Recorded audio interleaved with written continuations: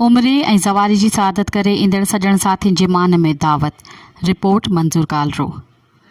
Pakistan senior citizen association Hyderabad Sindh जे कुझु सॼण साथियुनि पारां मोहब्बतुनि जे रंग में चाशनी जो मिठास मिलाइण वास्ते उमिरि जो शर्फ़ हासिल करे ईंदड़ इंजीनियर ख़ालिद मेमण, मंज़ूर हुसैन कालरो ऐं अहमद नवाज़ नूनारी खे ज़वारी करे अचण ते संदन मान में कुर्बन भरे रंगनि सां मक़ामी होटल में राति जी मानी जो गॾियल प्रोग्राम रखी कुर्ब वारी कचहरी जी यादुनि में हिकु ताज़ो कुर्बतुनि भरियो इज़ाफ़ो कयो वियो।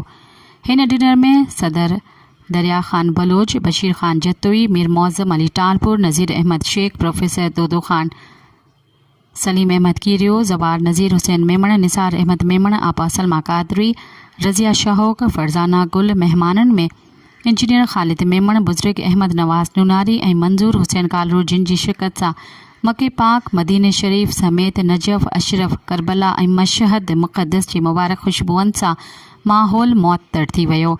प्रोग्राम दौरान प्रोफेसर दोदो ख़ान, सलीम कीरियो ऐं फरज़ाना गुल पंहिंजी सुरीली आवाज़ में शौक़िया गीत ॻाए महफ़िल खे चार चंड लॻाया। आख़िर में दुआए ख़ैर सां प्रोग्राम पुॼाणी ते पहुतो।